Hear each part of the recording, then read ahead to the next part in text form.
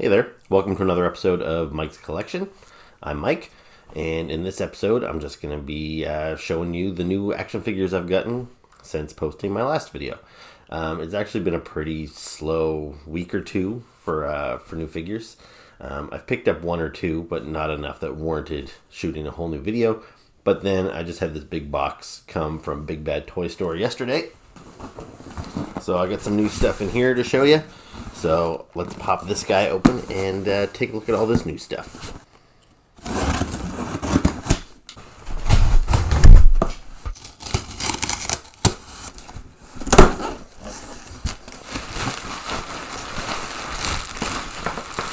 So what I've got today is a bunch of new Godzillas from Neca. So first up, I've got Godzilla from the original movie.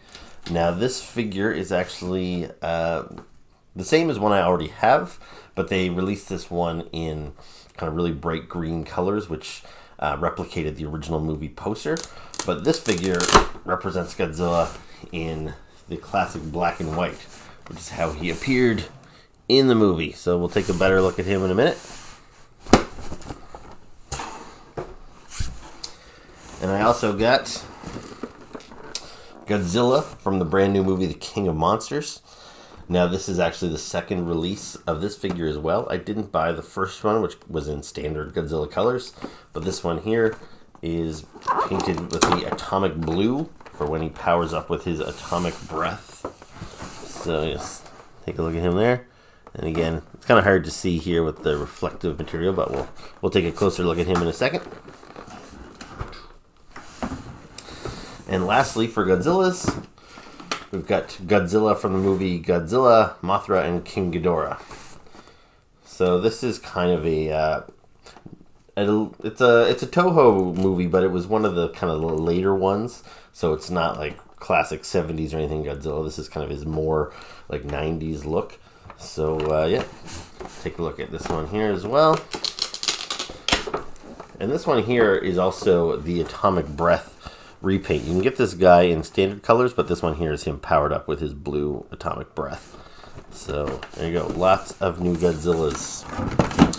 And I also have a couple of new Star Wars Black Series figures. So first up, I have got 000. And if you're not familiar with this character, he is a like black evil C-3PO. And he is from the Star Wars comic books. We'll talk more about him in a second as well. And every evil C-3PO needs an evil R2-D2 as a sidekick. So this here is BT1, or they just call him BT. And again, you'll see here, he's actually more like, not so much just a black R2, but more like an R5-D4 or something, the kind of boxier head droid there. So yeah, we'll take a look at both of these guys. So yeah, let's take a closer look right now. So here's a better look at the box art for 1954 Godzilla. So you get the same artwork from the front on both sides of the package. And on the back of the box, you get some images of the actual figure. And the front of the box has a little Velcro spot there that you can just open this up. So you've got a window box to look at the actual figure, and you get a really nice shot of the figure in action as well. So let's pop this guy open and take a look at him. So this is 1954 Godzilla outside of the box. Now while this image on the cover of the DVD doesn't give you a super clear shot of Godzilla, I think you can tell that this figure does a pretty good job of representing the character, how he looked in the original film. At a glance, I would say that maybe this figure could use a little bit more texture, as this Godzilla was pretty rough looking. So here we see the entire figure from top to bottom, and he's a 6-inch figure. I think they advertise him as 12 inches from the top of his head to the tip of his tail. If you were to stretch him out, then yeah, I guess he's probably about 12 inches. But yeah, 6 inches in height puts him about the same size as your Marvel Legends or your Star Wars Black Series, things like that. So you can see he's got a lot of nice detail. I really like that this was painted to match the black and white of the original movie. Historically, even in the movies after they went colorized, Godzilla is more gray than he is green. But I think you can really tell that this figure is intended to be black and white and not just a gray version of Godzilla, because he doesn't have any color on his tongue or anything, and everything there is just a shade of gray. And yeah, it looks really cool and does a good job of bringing out all the details. Now his face is perhaps a little goofy looking. He looks a little cross-eyed, but I think that's actually accurate to how he looked in the movie. I remember that kind of iconic scene when his head comes up over the hill and he looks at everybody. And yeah, he did look a little goofy, along with being menacing. His dorsal fins look really good. There's a lot of detail and texture sculpted into them, and that the different shades of gray really kind of bring out that bony texture in them, and it looks really good. This figure has lots of articulation. It's pretty standard across all of NECA's Godzilla figures. However, I wouldn't say they're superposable. Like you can see on his arm here, he's got a joint at his hand. He's got a joint at his elbow. He's got a joint at the shoulder. But even still, you don't get a ton of movement out of these joints. And even he's got a joint on his fingers there too.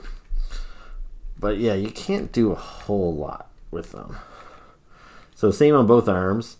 Then on his legs, he's got swivels on his feet, and swivels at the knee, and swivel at the thigh. He's got a swivel there mid-torso. His tail has got multiple points of articulation there, so it can be moved lots of different ways. And then his neck here, so he's got a ball joint right there at the base of his neck, and then another one kind of mid-neck, and then he's got one, his jaw is hinged as well.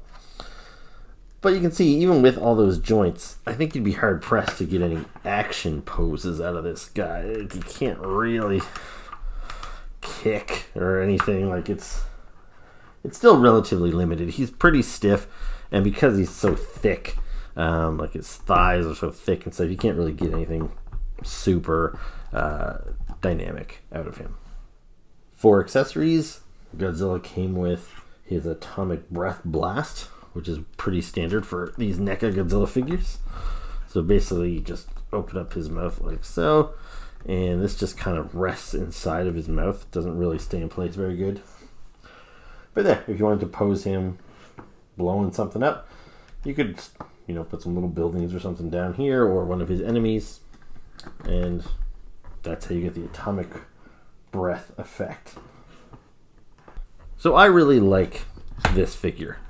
I think it looks great, and it's very true to the original 1954 Godzilla. So as I mentioned earlier, I already had this exact figure, except painted in these bright green and kind of red colors. So this is what the movie poster for the original 1954 movie looked like. They painted him in these really bright colors, which is why people to this day associate Godzilla with being bright green. And I believe this figure was released first. But at the time, I hadn't gotten on board with buying these NECA Godzilla figures. Partly because I had a few other Godzilla figures from other companies over the years, and they were always much bigger. At least 12 inches tall. Some of them have got like 18 inches tall. And I never really bought into the fact that Godzilla figures would be this small. So when NECA started releasing these figures, I didn't pay a whole lot of attention to them at first. But especially in the past year, and I've been seeing how many more figures they're releasing, and they seem to be doing one based on every unique look that Godzilla had over the years, I really became interested in these, partly because I always wanted a collection of Godzilla figures that matched all of his different looks over the years. And it was very unlikely to happen with those really big figures, and even if it did, it would be a lot more expensive to collect, and it would be a lot harder to display them because they take up a lot of room. So that's when I really kind of got on board with this 6-inch Godzilla collection, because I thought, you know what, these guys are kind of in scale with some of the other kaiju figures I'm collecting now, like the Pacific Rim figures and whatnot. And it's a way that I can really build my collection at a reasonable price, because these figures are only about $30 a pop. And so yeah, I missed out on this one initially, So when the original sculpt of the 1954 Godzilla was made available again in these movie poster colors, I jumped on that, and I thought it was pretty cool. Although I didn't expect this figure to become available again. I don't know if NECA re-released it, but Big Bad Toy Store, where I buy a lot of my online figures, they got another stock of it in. And had I known that, I might have skipped on the green one, because I really like the black and white. And if I am going to get, all these Godzillas, I'm going to end up with a lot of different variations, and I don't really need every different paint variation. I would just like all the different sculpts. So I do like both of these figures quite a bit. I don't mind that I have both of them, but if I had to choose one over the other, I would go with black and white. Here is a closer look at the front of the box for Godzilla, King of the Monsters. Not much to see on this side. A little bit of storyline on this side. And on the back we get some shots of the figure in action, as well as letting you know what other figures are available in the line. And as is the case with all these NECA Godzilla figures, it's got the Velcro flap, so you can view the figure inside, as well as an action shot of the figure. So this figure is based on Godzilla's most recent big screen appearance in 2019's Godzilla King of the Monsters. King of the Monsters was the sequel to the 2014 movie just titled Godzilla, which was an American reboot of the franchise. And the character design has stayed pretty much the same. They've made some tweaks to the size and shape of the dorsal fins. I think they've changed the shape of his legs and feet a little bit, but mostly this design matches up with the 2014 movie. When the 2014 movie came out, I bought this figure, which was also produced by NECA. And you'll see this figure here. This is the kind of Godzilla toy I was talking about earlier when I said I had a few Godzillas and I usually liked them big. This guy here is probably from foot to head, about 12 inches tall and about 2 feet long from the tip of his nose to his tail. So you'll see what I mean when these 6-inch figures from NECA came out. They just didn't really compare. Quite a bit smaller, a lot less impressive. If I were to say display Godzilla fighting my G.I. Joes, this Godzilla is still way too small for G.I. Joes in the movie, but he's still pretty impressive looking compared to those little guys back there. But this guy here, he's only about double the height, hardly a giant monster. So this is why I was a little reluctant to get into buying these smaller figures. So even though I like this modern design of Godzilla, and once I started buying the 6-inch figures, I did not buy the 2014 figure. Partially because I had the 2-foot tall one anyways. I didn't really want to buy the exact same figure, just shrunk down.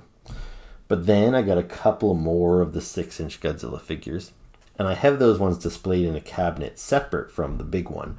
So then it kind of felt like I was missing some representation of the modern era Godzilla. But I knew that this new movie, King of the Monsters, was coming out this year.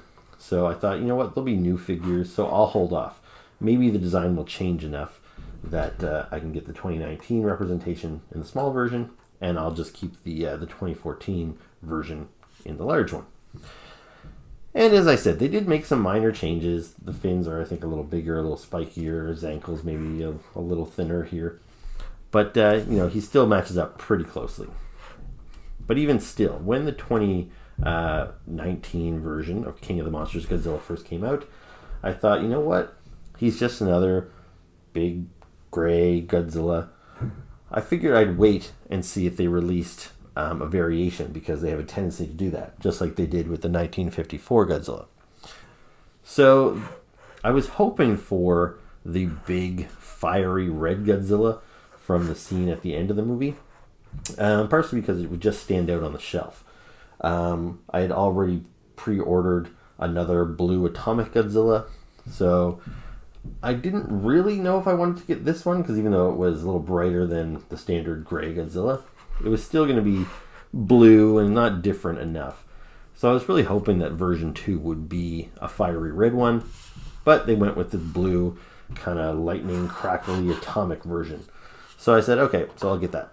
So I ordered that, and he just arrived here the other day.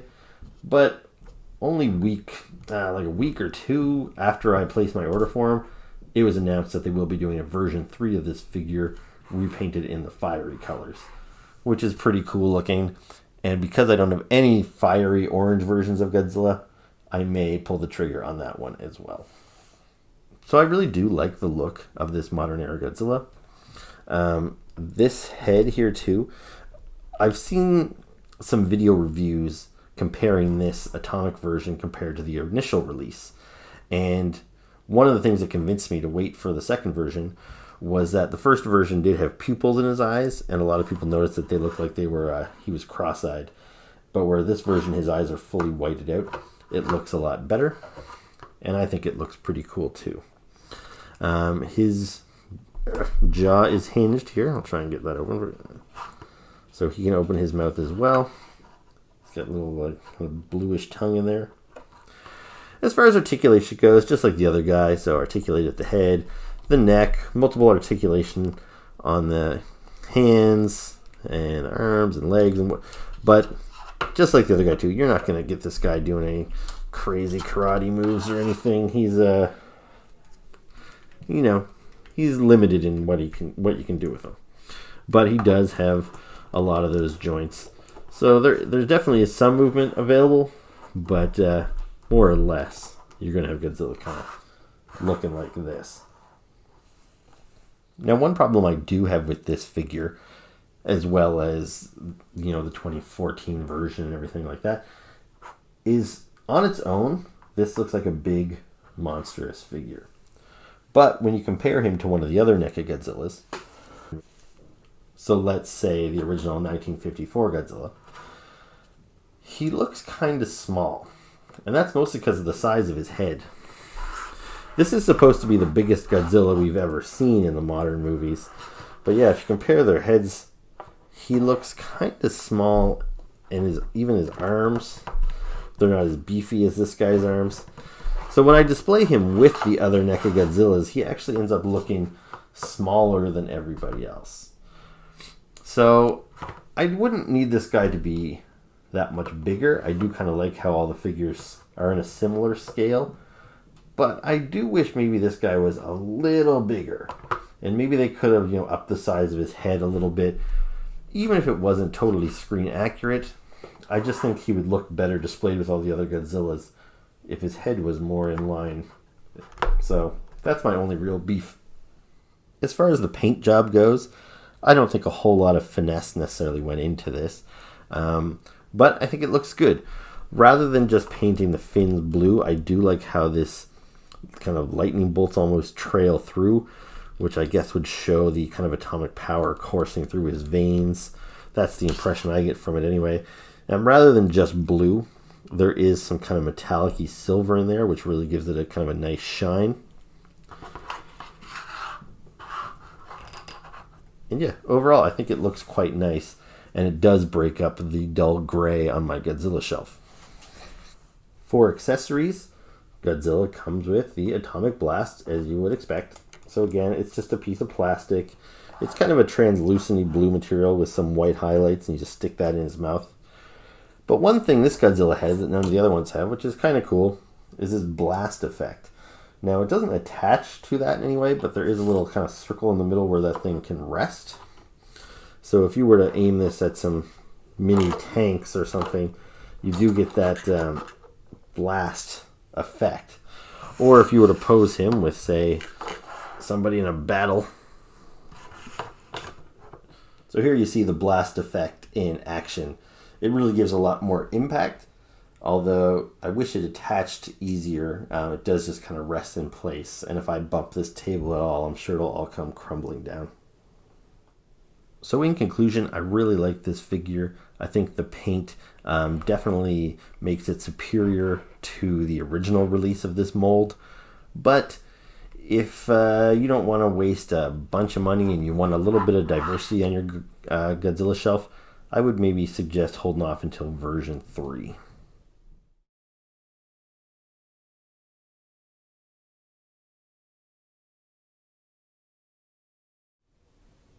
Here's the front of the box for Godzilla, Mothra, and King Ghidorah. The front artwork can be found on both sides of the packaging. And on the back there are some action shots of the figure. We got the Velcro flap on the front. That reveals the figure itself, as well as another action shot. Now let's pop this guy open. Now I know I just described this figure as from the 90s movie, but he's actually from Mothra and King Ghidorah Giant Monsters All Out Attack, which came out in 2001. This is NECA's second release of this mold. They had originally released the 2001 Godzilla in just his standard gray colors, and then version 2 features the blue atomic blast. Now when I ordered this figure on Big Bad Toy Store, the Atomic Blast version 2 was the only version that was available, and I didn't really mind. I thought the other version looked better, but at the time all I had were gray Godzillas, so I thought this added blue effect would look really nice. So I pre-ordered this. However, not too long afterwards, I pre-ordered the Atomic Blast 2019 Godzilla, which I just showed you. So when I knew I was already going to have a blue blast effect coming, I was like, you know what, I really wish I'd got this in the original color scheme, because I don't think it's nearly as successful as the Atomic Blast on the 2019 mold. As far as sculpting goes, I think this might be my favorite looking Godzilla, in that he's legit monstrous and scary looking. Like, he looks angry. And that kind of 90s and early 2000s design by Toho Studios, I thought they were really kind of upping their game and taking Godzilla seriously again after turning him into kind of a kid's character in the 70s. So yeah, I really liked this era of Godzilla.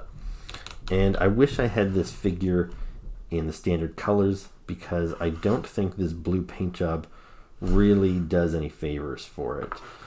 It doesn't look to me like it's coming from a blue light source. It looks like he just got into some blue paint or something, and I just don't think it's very successful. Otherwise, the sculpt is nice. I like the way the fins look. I like everything about it, articulation-wise, same as we've seen everywhere else. Elbows, shoulders, hands, fingers, thighs, and feet. Multiple articulation on the tail. But again, you're going to get him in pretty standard Godzilla poses most of the time. For accessories, this Godzilla comes with an atomic blast, the same as everybody else. His is also cast in kind of a translucent blue with the white kind of paint wash over top of it. So there you go. He does not have a blast effect like we saw with the 2019 figure. And ultimately, I don't really love these accessories. I don't think they look great when just posed like that. I think the blast effect did help with the other figure. This figure here, I might actually display him with it, because at least it helps explain the blue. I feel if most people came in and looked at my Godzilla cabinet, they would say, why does that Godzilla look like he got into a jar of paint? At least if I leave this blast effect coming out of his mouth, I think it explains the blue light source a little bit, but I still don't love it. So my overall assessment of this figure is it's a really nice sculpt, but I would definitely recommend you go with version 1 over version 2. Even online, I thought this looked better, but now that I have it in hand, I just don't think it quite works. So here you see my full collection of 6-inch NECA Godzillas, and I think it's coming along pretty nicely, and it covers a lot of different eras of Godzilla, from his earliest appearance to his most recent, to his video game, to the movie posters, and even Shin Godzilla. So I'm looking forward to getting a few more of these. Now here's a better look at 000 in the box. On the back of the box you have some artwork and a bit of a bio of the character. So here is 000 outside of the box. So you can see he is just like as I described him. He is a black version of C-3PO. Now, the one glaring difference that you might notice is on his hands. He has all these little torture devices. So they're little drills and blades. And that's because he is a sadistic torture bot in the comic books. Now, he does actually come with alternate hands, so you can display him with just normal kind of closed hands if you want. But these torture hands are much more fun, so that's how I'll display him. So yeah, you wouldn't be familiar with this character unless you read the comic books published by Marvel. This guy was introduced initially in the Darth Vader comic books, and now he has got a co-starring role in the Dr. Aphra comic books. And Dr. Aphra is an original character that was introduced in the Darth Vader comic books, but she proved popular enough that she got her own spin-off series, and she brought 000 and BT with her. And I'll be honest, I actually enjoy these Star Wars books more than the standard ones that star Luke Skywalker and Han Solo and stuff. It's just something kind of weird because I associate those characters so much with a particular actor, and when they don't look quite right in the comic books, it kind of throws me off. Plus, you kind of know what can happen with those characters because the comic books are set between the movies. So the comic books published by Marvel for the last several years have all taken place between the original Star Wars and an Empire Strikes Back. So you know Luke can never fight Darth Vader because they don't meet until Empire Strikes Back. You know nobody can die because those characters are all needed in the next movie. So when they introduce characters like this and you don't know anything about them, you can tell all kinds of elaborate stories. And they can fit these guys into storylines between all the movies, or maybe this character will get killed off at some point. I don't know. And it's something more exciting about not knowing. And sometimes the original characters that they create aren't all that successful. But this one, to my surprise, I really enjoy. Because I've never been a big fan of C-3PO. I feel I like him as much as anybody does. But, he's not anybody's favorite Star Wars character. And, he's kind of dorky looking. The protocol droids themselves are just not a super cool looking robot. And so, when 000 was first introduced, I didn't think I would care for him that much. He was just a black C-3PO with red eyes. But, he's proven to be a very fun character. He has a lot more personality than C-3PO ever did. And, I'm just really happy to get him in action figure form. So I would compare him to a C-3PO if I had one, but I actually don't have any in the 6-inch scale. When I started collecting Star Wars Black Series, I kind of told myself I would stick to mostly just aliens and monsters. I have so many of the small, 3 3/4 inch Star Wars figures that I was not interested in rebuying all those same characters over and over and over again. So I don't have a C-3PO, but I'm happy to get 000. Here's a better look at the front of the box of BT. And on the back you get some artwork and a little bio. So here is BT outside of the packaging. And you can see here his design is pretty simple. He does have that kind of R5D4 look about him, with a big cycloptic eye in the middle. And his most distinguishing feature is all these crazy weapons that just sort of pop out of him. In the comic book, they're not always there. He kind of keeps them tucked away the same way R2-D2 every now and again just pops open and little arms come out and that sort of stuff. BT looks very unassuming at first, but he does have a very large armory hidden away inside of him. So these pieces here on the head, I assume I can detach these. The package doesn't say anything about them coming off, but I would guess they do. However, I'm going to leave them on there anyway. These extra pieces here, so this one here seems to feature maybe a shocking, like a taser weapon. This one here seems to have a couple more gun turrets. Those were not attached to him in the packaging. I did have to kind of take the sides of his legs off. He had these panels on the side of his leg. I just popped them off so then that way those could plug in there. So that's BT for you. And just like with 3PO, I don't have an R2 to compare him to, but I do have another black version. So this character, I don't know if he's from anything in particular, The only reason I have this is because it came in a 3-pack with a couple of Stormtrooper variations. And I thought it was pretty cool to get a black astromech droid. And honestly, when I found out they were making figures of 000 and BT, I expect them to come in that crisp black. But they're actually in kind of a matte black, almost a gray, which I don't mind, especially since I already have this figure. Makes them a little different. But yeah, this character, he's also fun in the comic books, but he doesn't speak. So he obviously doesn't have as much personality as 000 does. But yeah, he's another character that I'm happy to add to my collection. And speaking of little panels that pop open, I should mention that both of these panels on BT do pop open.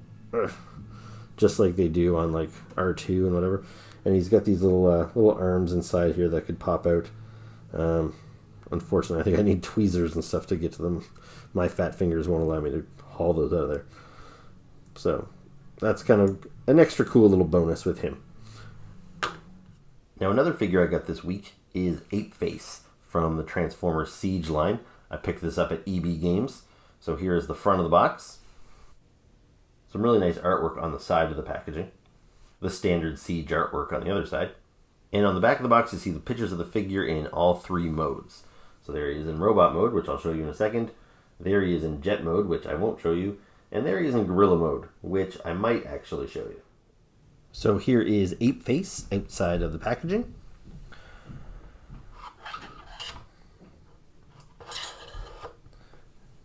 And it's a decent figure. I don't have any attachment to Apeface as a character. The original one came out in, I think it was like 87 or so. He was one of the headmasters, which means his head came off and turned into a separate little character, which I think this guy still does by the looks of things. So there was the headmasters who had transforming heads, and there was the target masters who had transforming guns. And around the time those things started getting introduced, it's kind of around the time me and my brother stopped collecting the Transformer toys. We were all in for the first couple of years, but then just got to be kind of overwhelming. And yeah, we just kind of stuck with those first couple of years. So Apeface, I never owned the toy. I never saw him in any of the cartoons. I own some of the comic books he would have been in, but there was nothing particularly memorable that he did. Even in the current comics from IDW, where they've really expanded on some characters that I didn't care about before. I don't think Apeface has had any, key storylines or anything. So yeah, I don't really have any attachment to this character. Now, as a figure, it's decent looking, but this was, I don't remember what the scales are called, but this guy was in the same class and same price range as Optimus Prime, Megatron, and Soundwave. So he's a little bit more expensive than the standard figure. He's about $40 instead of $30. And when I look at this figure, I don't see a $40 figure. It's something about, I don't know, the plastic. Like this white plastic, which makes up the base, it just looks kind of cheap, and it looks plastic. Like when the Siege line first came out, it seemed like they were finally kind of upping the quality of Transformers for the first time in a while. They looked like quality figures. And this one here, he looks kind of cheap to me. So this is a decent looking figure. It definitely resembles the Generation 1 figure from the 80s. And I think if you're an Apeface fan, you'd probably be pretty happy with this. But for this to have won me over, I think I need a little bit more. Now, one issue I have with this figure, and which is an issue with a lot of Transformers, is that he looks like a great robot from the front, but then when you turn him around, you see bits of his airplane mode and bits of his gorilla mode just kind of hanging around there. And I think when a Transformer is really done well, all of those elements are hidden away. Like you might see some tires or some wings to kind of indicate what this guy transforms into, but you shouldn't see a whole gorilla head hanging off of his ass. So, to borrow a term from one of my favorite YouTube shows, Nerd Out, they refer to this stuff as kibble. So yeah, there is a lot of kibble hanging off of the back of this guy, and I think Hasbro could have done a lot better job hiding that stuff away. Now, let's maybe take a look at his gorilla mode. But before we do gorilla mode, I do just want to show you that this guy does have a little dude living in his head. And there you go.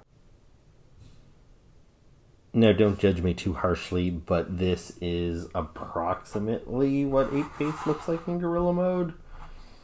I hardly ever transform any of these things, and I find these instruction sheets kind of a pain in the ass to deal with. This is definitely not how the final product is supposed to look. I think he's supposed to snap together and make for a more solid looking gorilla, but it's the gist of him. You see how his front hands are here, and then he's got little gorilla feet in the back.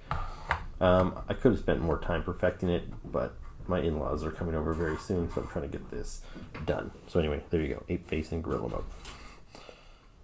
So I picked up a new 6-inch Star Wars Black Series figure this week. This is Clone Commander Fox in the box. And the back of the box features some artwork as well as a very brief little bio. So here is Clone Commander Fox outside of the box. And he is a very striking looking figure. Very cool. I really like the red and the white. I really like the kind of dirty paint apps that make him look like he's, battle worn. And I like his weapons. I think they're pretty standard stuff we've seen multiple times before. But he's got one pistol, one rifle, and then he's got another little pistol there holstered on his belt. Two pistols holstered on his belt. So that's pretty cool. And he also has this soft goods little skirt here as well, which just adds a little bit of something extra. So he looks pretty cool. He matches up pretty well with some of the other clone commanders we've gotten over the years. So yeah, I'm not a big fan of the Clone Trooper army, the basic Clone Trooper, but I do like these more elaborate clone commanders. So yeah, I don't have much time here, so I'll be brief with this one. Overall, I think this figure is really cool. It's actually my favorite of all the different clone commanders they've released so far. I believe this is an exclusive to some store. Up here in Canada, we get them at EB Games, but you might have to go to GameStop or Target or somewhere down in the States, I'm not sure. Anyway, if you find them, I recommend picking them up. Now, the last two figures I have to show you this week are a couple that I picked up at the dollar store. So first up is a Star Wars figure. This guy is called Kai Threnali. There's not much to see on the back of the box here, so let's open this guy up. Okay, so here is Kai Threnali. As you can see, he's like an X-Wing pilot. He's got that kind of standard orange X-Wing Rebel pilot outfit. And he's got a little pistol that is removable, and his helmet actually comes off, which is pretty cool. For such a small figure, like this is only a 3 3/4 inch figure, the amount of detail they put in this sculpt is actually really impressive. And I know they have kind of the standard figures as well as the Black Series and the small scale. And the Black Series figures retail for quite a bit more. Like, this guy would be like $10. The Black Series version would be like $17. And they are fully articulated with elbows and knees, and they tend to be a little bit more detailed. So yeah, this is one of the cheap figures from the 3 3/4 inch line. So even though I rarely buy 3 3/4 inch Star Wars figures anymore, I thought this guy was pretty great when I saw him in the dollar store the other day. And the fact that his helmet accessory comes off and it's got those like see-through goggles and it fits him really well. Yeah, I'm really impressed with this figure. And even though he was only $4 and doesn't have any elbow or knee or articulation or anything, this is the kind of figure that reminds me of why I love toys so much. I feel like I could just throw this guy in my pocket and take him to work or take him to the beach or take him wherever I'm going. I don't have to worry about breaking him because he's very, very basic. And yeah, he's just cool. He's just a classic looking Star Wars alien. And honestly, when I saw him on the peg at the dollar store, I thought he was the character called Elo Asti from The Force Awakens. And I thought Elo Asti was a cool looking figure. And they actually made him in the 6-inch scale. But I never saw him in stores anywhere, so I never got him. And not only was he a neat looking alien, but I liked the fact that his name was based on a Beastie Boys album, Hello Nasty, and they just took the first couple letters off. Anyway, so I saw this guy, I'm like, oh, maybe I'll just buy that little teeny Hello Asti. I was kind of surprised that his name was Kai Threnali. When I got home with him, I had to Google and see what his deal was. And apparently it's because the character known as Eloasti was seen to be killed during The Force Awakens, and yet the same character was shown celebrating at the end of the movie. And I think that was actually a bit of a continuity error, so they just said, yeah, that's a different character. And they threw a new name on him. So yeah, that's what this guy's all about. And he's pretty cool. And this last stupid thing I have to show you was just an impulse buy when I went to the dollar store to get light bulbs. I always look at the cheap toys because some of them kind of put a smile on my face. And you don't see too many robots that turn into kind of realistic looking guns anymore. And the fact that this one actually shot darts and had a pretty cool looking robot mode, at least if the package is telling me the truth, I thought, yeah, this thing's worth $4, so why not? And depending on how cool this guy actually is, once I open him up, I might have to go back to the dollar store and get his two teammates here. Nowhere on the package does it indicate that any of these characters have names. They just list them by color, and this guy is described as yellow. So I guess that's what I'll call him. So anyway, here is Yellow in gun mode. And as far as guns go, I actually think he looks pretty cool.